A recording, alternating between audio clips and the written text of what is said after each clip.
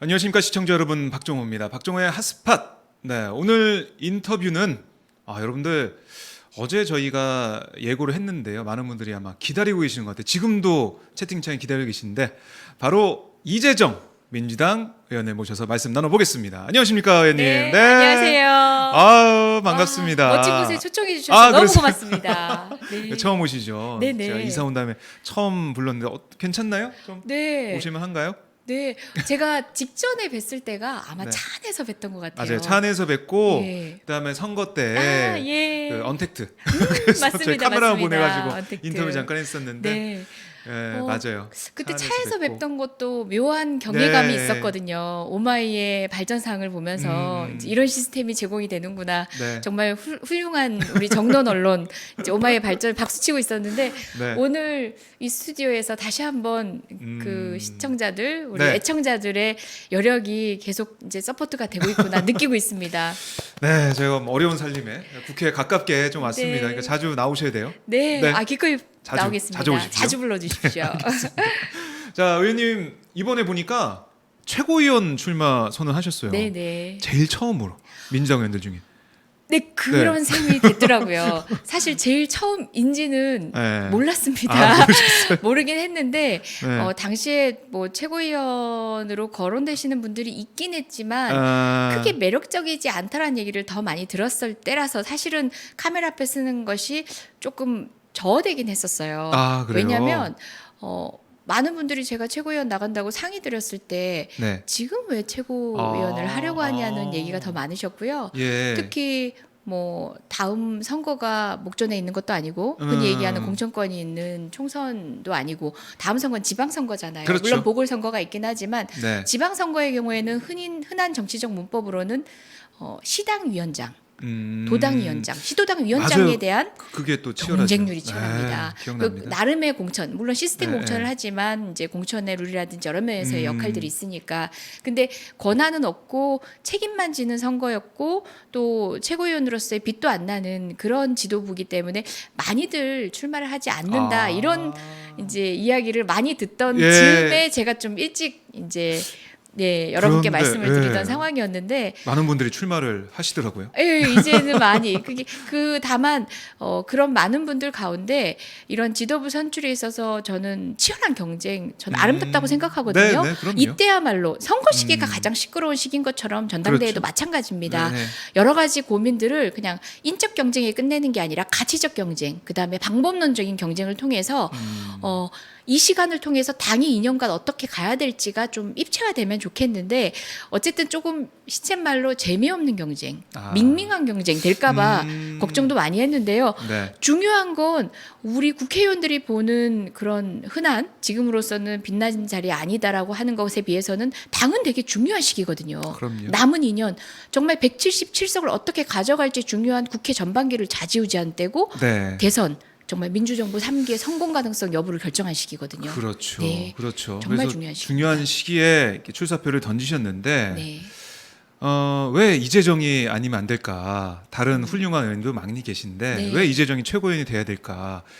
이런 질문에는 어떤 답변을 네. 하고 계세요? 많이 하실 텐데. 저는 참 겸손한 사람이거든요. 겸손한 사람이지만 그렇기 때문에 만약 누군가가 가장 훌륭한 의원인가 하면은 제 이름은 정말 100몇 등 아니 300몇 등 가 있을 거예요. 그런데 네. 이 시기에 어떤 역할이 필요한지를 얘기한다면 제가 나설 수 있는 시기가 있다라고는 생각합니다. 제 역할은 내가 모든 걸 다 잘하진 않지만 네. 이때 이 역할은 할 수 있고 이때 이 지점에서만은 귀한 도구가 될 수 있겠다 싶을 때 저는 자신감 있게 나올 수 있었던 거고요. 네. 그게 바로 지금에 있어서의 당의 치열한 고민들 그리고 또 제가 역동성이라고 표현을 했는데 네. 여러 가지로 해석되겠지만 제가 처음에 역동성. 말씀드렸던 것처럼 전당대회의 과정은 향후 2년의 향방을 정하는 막연히 대표를 뽑는 데 그치는 것들이 아니라 우리가 정립해 나가야 되는 가치와 그 우선순위 그리고 감수해야 될 것에 대한 각오까지도 다지는 시간들입니다. 네. 그래서 그런 의미에서의 그 원칙적인 고민들을 해보자라고 화두를 던질 수 있는 사람 지금으로선 저밖에 없었던 것 같습니다. 예, 예. 근데 너무 좀 말이 어려운 것 같아요. 같이 각오 다지는 시간, 원칙적 고민 뭐 이런 거 말씀하시는데 네. 그럼 이런 건가요? 이재정이 좀 나서야 그 전당대회도 좀 다이내믹하게 음. 좀 뭔가 활력을 좀 불어넣을 수 있고 네. 또 뭔가 선명성을 좀 보일 수 있다. 맞습니다. 이런 뜻인가요? 가치나 이런. 좀 더 쉽게 예, 풀어서 예. 얘기하면 지금 뭐 주자들이 얘기하는 건 아니지만 대부분의 사람들이 이제 관리형, 관리형. 대선을 관리해야 대선 되고 관리형. 예. 그다음에 안정. 네. 이런 얘기를 많이 하는데요. 안정이란 말은 어떨 때 하는 거예요?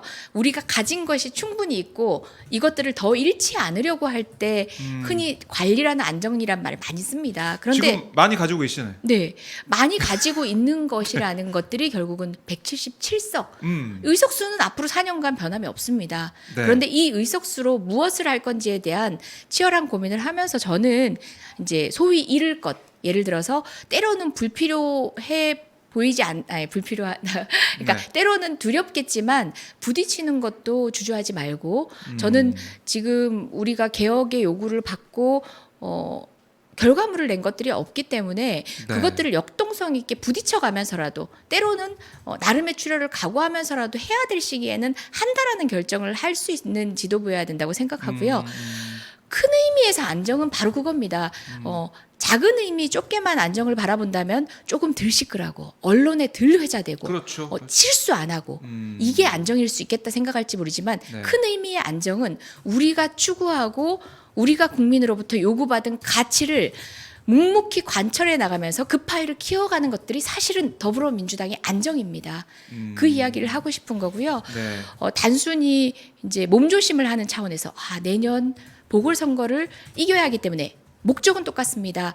그렇기 때문에 시끌시끌하면 안 되고 혹여나 다른 방식으로 우리가 실수할 것 같은 길은 가야 할 길이라도 주저하게 되고 네. 이런 방식으로 가다가는 지금 앞으로의 2년은 정말 아무것도 하지 못하는 2년, 177석을 준 국민께는 실망시켜드리는 2년도 될 수 있다고 봅니다. 네, 그러니까 뭐 부자 몸조심하는 그런 식의 전당대회나 그렇게 되면 안 되고 네. 국민들이 민주당에 이렇게 많은 표를 준 의미가 있죠. 네, 대한민국을 바꾸고 네, 그리고 개혁을 하고 이런 네. 과제들이 여러 개 쭉 있는데 네. 그걸 확실하게 해낼 수 있는 그런 지도부, 네, 그런 네. 최고인이 되겠다. 뭐 이렇게 네. 볼 수 있겠네요. 뭐 개혁한다라는 것에 이견을 다는 분들은 그렇죠. 아무도 없거든요. 네, 네.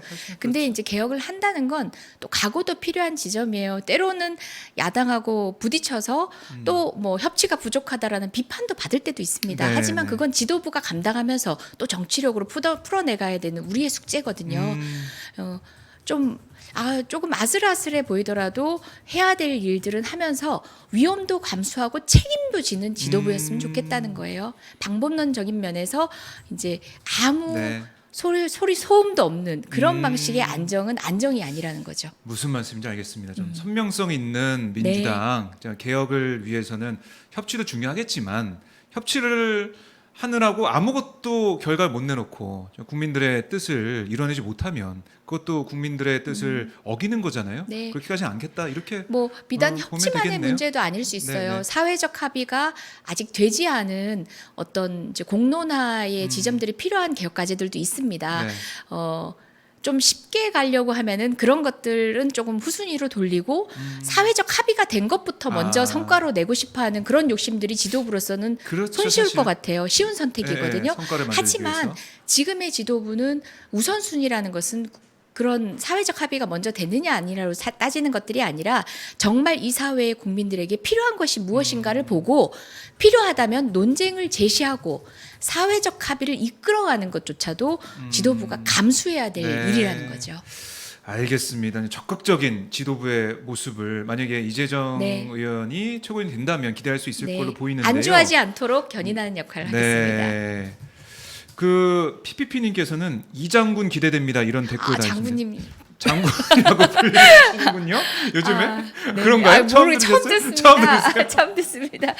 뭐 이장군. 네. 그만큼 듬직하다. 예, 좋습니다. 누군가한테 듬직하다는 말씀 듣는 건 반가운 일이죠. 왜 웃으세요? 좋아서 웃음이 나는데. 네. 근데 다른 후보들 그 출마 선언문 이런 걸 좀 기자회견 이런 거 보면 반성문 좀 많이 쓰는 것 같아요. 반성문 쓰면서 출마 선언을 하고 있는데 이런 모습 좀 어떻게 보십니까? 반성은 필요하죠. 저 역시도 반성에서부터 비롯된 아. 각오입니다. 예. 하지만 그 반성문이라는 것이 아니 뭐 다른 후보님들을 뭐 다른 방식으로 평가하는 게 아니라 네. 반성문의 진정성이라는 거는 어떤 의미에서는 그 전제로 명확한 상황에 대한 판단, 인식을 전제로 해서 진정성이라는 거는 향후 그래서 어떤 방식으로 무엇을이라는 물음에도 끝까지 대답해낼 수 있어야 네. 한다고 보고요. 반성하는 마음으로 시작하는 건 정말 뭐 정치인으로서 마땅한 태도고 저 역시도 각오를 밝히는 이면에는 우리 당에 대한 반성이 당연히 있는 겁니다. 네. 그 지금 보면은 후보들이 한 10여 명 정도 나올 거라고 네네. 보여지더라고요. 예. 근데 8명은 이제 컷오프를 하니까 네네. 8명이 본선에 가게 되는데 좀 선거운동 하고 계세요, 요즘에? 사실 이제 비대면 선거 운동을 하고 총선에 당선이 됐습니다. 맞아요. 어떻게 보면 국민들 만나기 쉽지 않아서 어떻게 선거 운동했어요 하는 말씀 많이 하시는데요. 의외로 네. 기존에 빠나던 선거 운동, 명함 돌리고 네. 뭐 소위 말하는 조직 선거, 우리끼리의 잔치 같았던 그런 빤하게 반복되던 네, 선거 네. 운동에서 새로운 소통 방식을 찾는 정치 혁명적인 한 면을 또 보기도 했거든요. 맞아요. 이번에는 네. 정말 새로운 선거를 했어요. 그래서 코로나 전국의 엄중한 시국 상황에서 예전 같은 활기찬 전당대회를 못하는 대신에 더 좀 가치에서 이제 소통의 내용을 더 채울 수 있는 방식의 새로운 그런데요. 예. 또 전당대회 국면이 또 열린 측면도 있는 것 같아요. 예전과는 좀 예전에는 전국 다니면서 소규모 단위의 소모임에도 가서 인사드리고 이런 방식인데 맞아요. 오히려 자신의 생각과 자신의 비전을 더 풍부하게 예각화해서 드러내는 일을 더 주력하고 계신 것 같아요. 의원님들마다. 그러니까 이게 적응을 이제 하신 것 같아요. 선거 때부터 해서 네. 적응해서 전당대회까지 어차피 보면은 언택트 그 사회 그 시대에 맞게 좀 가고 있는 것 같은데 이번에 이 전당대회 선거 국면이 또 앞으로 우리 정치사에 한 획을 그을 것 같습니다. 네. 이렇게 코로나19 상황에서 선거운동하고 전당대회 준비했구나 네. 하나 저희가 볼 수 있을 것 같은데 내용은 더 풍부하고 내용에 더 치열한 고민에 내용에 예, 그러니까 면대면의 관계로 하는 선거가 아니라 내용과 가치를 보여드리고 그간의 활동, 지금 못 보여드리지만 그간의 네. 활동으로 평가받으면서 또 미래에 대한 진지한 논의를 좀 하나하나 쌓아갈 수 있는 되려 어떻게 보면 더 알찬 선거가 될 수도 있겠다 생각합니다. 알겠습니다. 자, 그 이런 댓글도 있네요. 뉴스 넘너님이 똑순이 의원님 크크크 장군도 잘 어울려요. 계속 장군 얘기가 나오고. 네, 좋습니다. 듬직한 우리 네. 항상 저희 시청자분들이 너무 응원을 많이 하고 계시고 네. 이 대변인 때부터 응원하고 계시고 계속해서 응원하고 계신데 아마 이번 최고위원 선거에서도 응원을 많이 해주지 않을까라는 생각이 들고요. 그러면 저희가 뭐 최고위원 선거 국면이 계속 진행될 테니까 그때마다 다시 또 말씀을 들어보는 걸 그래도 하고 한 말씀만 더 해드릴까요? 그렇습니다. 예, 하시죠. 자르고 싶으셨죠? 네, 아닙니다. 아닌가요? 예. 다름 아니라 저는 뭐 386 용태론이라든지 세대 교체 이런 얘기 질문을 받으면 그건 사람의 문제가 아니라는 방식으로 어떻게 보면 386이 아님에도 불구하고 그런 방식의 비판에 대해서 단호하게 맞서서 이야기를 했던 편인데요. 네. 그럼에도 불구하고 분명히 한 가지 지적해야 될 점은 공교롭게도 이번에 10명 가까운 이제 출사표가 예상되는 분들 가운데도 40대조차도 저 한 명밖에 없습니다. 그런가요? 네, 40대가 저밖에 없습니다. 그런 이재정은 지금까지 당에서 늘 소위 말하는 막내 역할, 모임의 총무의 역할, 만 도맡아 오다시피 했고 그런 의미에서도 또 선배님들한테도 뭐 정치인으로 마땅한 표현 아니지만 사랑도 많이 받고 네. 저 나름대로 관계에 있어서는 나쁘지 않았지만 이런 후배 정치인이 어떤 결단을 할 때는 네. 나름의 방식의 에너지가 필요합니다. 사실 40대인 저지만 부록을 한참 넘기고 청년이란 말도 민망한 네. 만 45세입니다. 청년이시네요. 청년이네요. 정말 민망한 나이임에도 불구하고 제 문법으로는 여의도 문법에 적응하기도 쉽지 않은 것이 현실이거든요. 재선이 할 수 있는 간사를 하기에도 어린 나이, 그리고 제가 3선이 되면 위원장도 저는 할 수 없는 나이입니다. 그러네, 여성 나이로 기호로 보면. 그렇습니다. 네, 여성. 저보다 더 늦게, 그러니까 더 일찍 진출한 후배 같은 경우는 더더욱 어려워지는. 그렇네. 그러니까 여의도가 많이 노예됐지만 비단 이것은 연령에서 뭐 많이 노예됐다 해서 그치는 것들이 아니라 네. 여의도의 정치 문화나 문법 그리고 소통하는 방식도 우리 지금 소위 허리를 담당하고 있는 우리 국민 그리고 또 우리 민주당을 지지하는 지지층에 비례해서도 많이 못 따라가고 있거든요. 그런 측면에 저는 세대 교체라는 말은 하지 않겠습니다. 문화의 주류의 교체, 정치 문화의 주류의 교체의 시기라고 보고요. 그 측면에서도 저는 역할을 해야 된다는 생각입니다. 정치 문화 주류의 교체. 네. 이재정 의원이 최고인이 되면 이 정치 문화 주류의 교체라는 의미도 네. 있다. 네. 다른 정치 문화를 만들 수 있는 네. 그런 기회가 된다. 이런 말씀이신데 뭐 이런 것도 뭐 나중에 전당대회 네. 투표 과정에서 이것도 하나 내세울 수 있는 네. 그런 게 되겠네요. 저는 청년이 아니라 허리입니다. 허리. 당의 허리이고 사실 지지층으로 따지면 상당히 그래도 윗세대에 속할 겁니다. 40대, 50대, 그렇죠. 예. 20대, 30대, 40대, 50대 정말 네. 든든하게 버텨줘야 될 허리가 아직도 정치권에서 자기 목소리를 못 내고 있다는 얘기는 사실 점검할 필요가 있었는데 단 한 번도 누군가에 의해서 점검되지 않고 네. 막연히 할당량을 통해서 청년을 뭐 활용한다든지 네, 네. 그런 목소리를 듣겠다라든지 그 방식으로만 이야기되어 왔지 주류의 교체 개념으로 또 주류로 인정하고 책임지는 당사자로서 받아들이는 데는 기성 정치권은 부족했다. 노력이 없었다라고 단호하게 말하고 싶습니다. 그러면 이 지도부에 들어가게 되시면 뭐 지금 그 전에도 지도부에 청년 뭐 이 지도부가 있었죠. 최고위원들이 있었는데 이번에 들어가게 되면 더 역할이 중요할 것 같아요. 왜냐하면 네. 민주당 지지자분들 아니면 지지하지 않는 분들 중에 청년층의 반감이 좀 많이 커졌다라는 여러 뭐 보도 나오고 있고 여론조사 나오고 있거든요. 부동산 문제나 여러 가지 뭐 공정 관련된 문제에서 여러 가지 얘기가 나오고 있는데요. 이런 부분들 좀 신경 쓰여야겠네요. 네, 정책은 부동산 문제일 수도 있고 취업의 문제일 네. 수도 있는데 그 모든 것들을 공통되게 아우르는 문제가 저는 세대를 받아들이고 있지 못하는 기성세대의 장벽들도 분명히 있다고 봅니다. 그건 정치에서도 저조차도 부록을 한참 넘기고 조금 더 과장하면 쉰이 다가오는 저조차도 느끼는 장벽들인데 네. 우리 사회 곳곳에서 느끼고 여기 앉아 계신 기자님도 아마 느끼실 겁니다.